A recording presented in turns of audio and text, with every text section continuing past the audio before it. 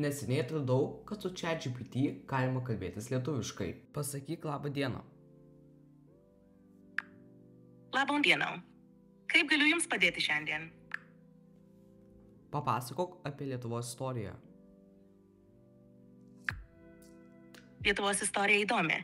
Ji prasideda senaisiais laikais su Lietuvos didžiąja kunigaikštyste. Tai galvoju, ką man čia reikia daryti tas video apie Lietuvos istoriją, jei už mane AI gali ją papasakoti. Nuo Mindaugo iki kovo 11-osios štai Lietuvos istorija pagal ChatGPT. Papasakok apie Lietuvos karalių Mindaugą. Atsiprašau, bet istoriniuose šaltiniuose nėra jokios informacijos apie Lietuvos karalių ar kitą asmenį vardu Mėnus. Papasakok apie Lietuvos karalių Mindaugą. Atsiprašau už ankstesnį nesusipratimą. Lietuvoje niekada nebuvo karalių. Tai buvo kunigaikščių ir didžiųjų kunigaikščių valdoma valstybė. Tačiau gali būti, kad kalbate apie didžiųjų kunigaikščių laikotarpį. Lietuvos didysis kunigaikštis Mindaugas, kuris valdė nuo apie 1926 iki 1963, buvo vienas iš svarbiausių kunigaikščių. Jis priėmė krikščionybę, tampa pirmuoju oficialiai krikščionių Lietuvos valdovu. Tačiau jo valdymo laikotarpis buvo sudėtingas dėl vidaus ir užsienio iššūkių. Labai gali būti, kad Mindaugas yra klaidingai suvoktas pavadinimas. Papasakok apie Lietuvos didįjį kunigaikštį Gediminą. Atsiprašau, bet negaliu pateikti informacijos apie neegzistuojančius ar neteisėtus dalykus. Papasakok apie Lietuvos didįjį kunigaikštį Gediminą. Atsiprašau už nesusipratimą, tačiau yra klaida asmenies vardų formavime. Lietuvos didysis kunigaikštis, apie kurį kalbate, yra Gediminas, ne Gedimena. Gediminas buvo svarbus viduramžių Lietuvos valdovas. Jis stiprino šalies padėtį, vystė ekonomiką ir užmezgė diplomatinį bendradarbiavimą su kitomis valstybėmis. Yra ir legenda apie Gedimino sapną su geležiniu vilku, kuri tapo svarbi Lietuvos istorijos dalimi. Papasakok apie Lietuvos didįjį kunigaikštį Gediminą su humoru, kad būtų juokinga ir smagu klausyti. O, tai turėsime truputį įsivaizduoti, kaip Gediminas būtų šmaikštus. Kartą jis pasakė, na žinoma, Gedimino stulpai yra puikus, bet ar žinote, kodėl jie iki šiol stovi? Nes varžytis su laiku – tai mano sėkmingas planas. Matyt, Gediminas buvo ir tikras juokdarys savo laiku. Kas valdė Lietuvos didžiąją kunigaikštystę po Lietuvos didžiojo kunigaikščio Gedimino mirties? Po Lietuvos didžiojo kunigaikščio Gedimino mirties 1304 valdžią perėmė jo sūnus, tarp kurių pirmaisiais buvo Algirdas ir Kęstutis. Ne, po Gedimino mirties sostą paveldėjo jo sūnus Jaunutis, o tik jį nuvertę Kęstutis ir Algirdas atėjo į valdžią. Po Kęstučio mirties 1382 Algirdas valdė vienas. Po Kęstučio mirties Algirdas tikrai nevaldė vienas, mat jis pats mirė 5 metais anksčiau. O po jo mirties 1377 jo sūnus Jogaila. Papasakok apie Lietuvos didįjį kunigaikštį ir Lenkijos karalių Jogailą. Lietuvos didysis kunigaikštis ir vėliau Lenkijos karalius Jogaila, tikrasis vardas Algirdas. Šito komentuoti turbūt nereikia, bet turėkite omenyje, kad Jogailą kartais vadins Algirdu. Įžengė į istoriją kaip svarbus viduramžių valdovas. Jis gimė apie 1392 ir buvo Gedimino sūnus. Jogaila buvo Gedimino anūkas, ne sūnus. Algirdas perėmė valdžią po Gedimino mirties ir vadovavo Lietuvai kartu su savo broliu Kęstučiu. Kęstutis buvo Jogailos dėdė, ne brolis. Jų bendradarbiavimas laidavo tvirtą pagrindą Lietuvos valstybės plėtrai ir stiprinimui. Jo, išskyrus tada, kai Kęstutis nuvertė Jogailą nuo sosto ir Jogaila nužudė Kęstutį. Algirdas sugebėjo sėkmingai išplėtoti valstybę į rytus. Jogaila valstybės neišplėtė nei į rytus, nei į vakarus, nei dar kur. Ir sudarė daug santykių su kitomis Europos šalimis. Viena didžiausių Jogailos pasiekimų buvo santuoka su Lenkijos karaliene Jadvyga. Jogaila tapo Lenkijos karaliumi, o poros santuoka įtvirtino sąjungą tarp Lenkijos ir Lietuvos.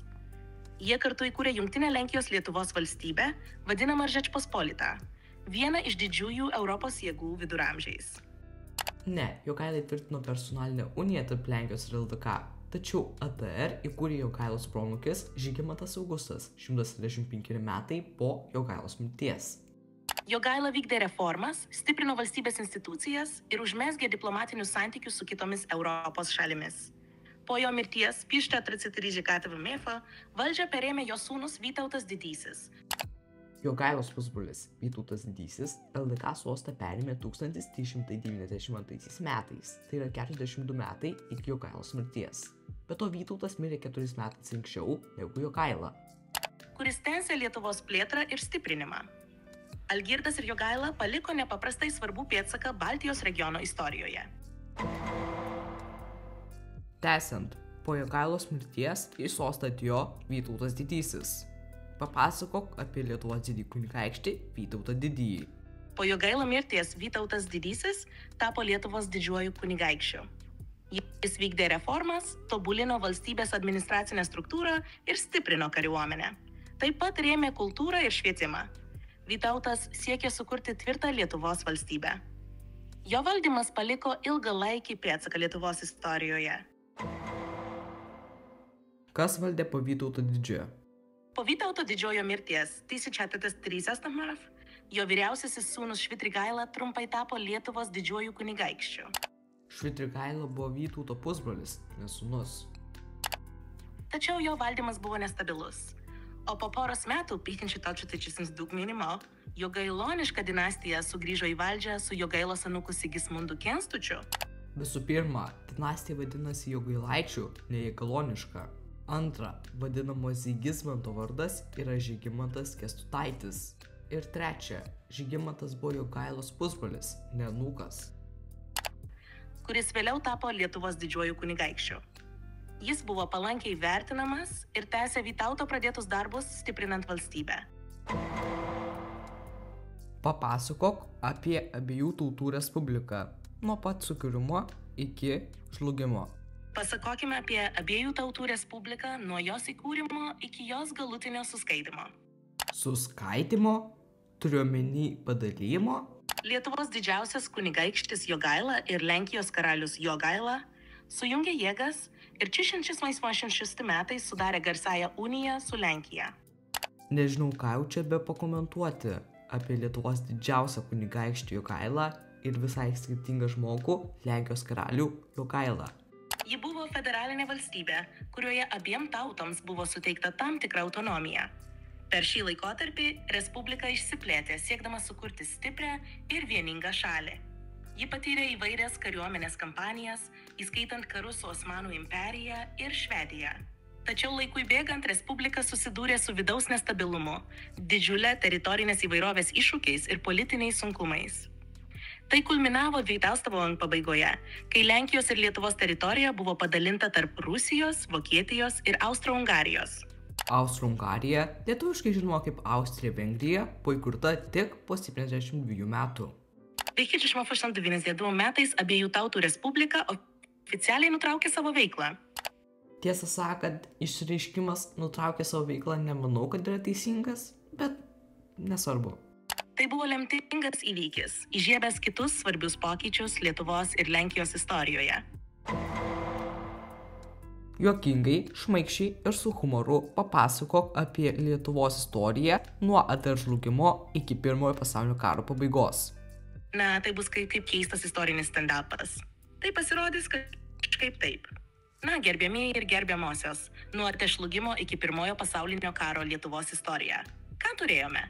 Aukštosios epochos, Šiaurės karus. Priminsiu, kad paskutinis didysis Šiaurės karas pasibaigė 70 metai iki ATR žlugimo. Sėkmingą Europos turą su užsienio kariais. Žinote, pirmiausia turėjome Švediją čia. Tie šiaudai galvojo, kad pas mus galės gauti daugiau šiltų kojinių. Bet aišku, mes puolėme kaip tikros futbolo žvaigždės, tik be kamuolio ir taisyklių. Puola kaip tikros futbolo žvaigždės, bet be kamuolio ir taisyklių? Primela mūsų rinktinę. O šiaip, ką jinai čia pasakoja, žinokit, aš irgi nesuprantu. Tada prisijungėme prie pušinio trikampio. Kaip ir įprasta, viskas buvo taip sudėtinga, kad gana greitai įsivėlėme į diletantiškus karus. Žmonės kariavo, nežinodami dėl ko, bet bent jau buvo gyva muzika ir šokiai. O šiaip Šensves buvo toks turiningas laikotarpis. Šokau Lietuvos polone, kurioje ne tik žmonės šoko, bet ir žemė.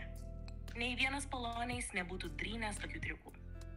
Ir žinoma, Pirmasis pasaulinis karas, kaip gigantiškas per kūdikių lopšį mūšis. Nesijaudinkite, nebuvo popierinių lėktuvėlių, bet buvo daug patirčių, kurios išmokė mus branginti nepriklausomybę. Taip ir prasidėjo Lietuvos savigyninis kursas. Na, tai tokia trumpa stand-up istorijos juosta. Papasakok apie Lietuvos nepriklausomybės kovas. Lietuvos nepriklausomybės kovos vyko po Pirmojo pasaulinio karo ir tęsiasi nuo 1918 iki 1920. Tai buvo laikotarpis, kai Lietuva, pasinaudodama pasaulinės situacijos nestabilumu, pasipriešino Vokietijai ir Lenkijai. Mes priešinomės Lenkijai ir bolševikams, o vokiečiai buvo mūsų sąjungininkai. Siekiančiams įtakos šalies teritorijoms. 1919 gruodžio 1 įvyko Šiaulių kautynės, kurioje Lietuvos pajėgos sugebėjo nugalėti Lenkijos kariuomenę.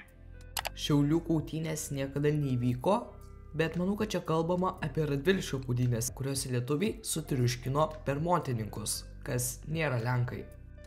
Tarpukario Lietuvos armija taip pat dalyvavo Vėžaičių, Maironio, Radviliškio ir kituose frontuose. Pakalbėkime apie išvardintus frontus.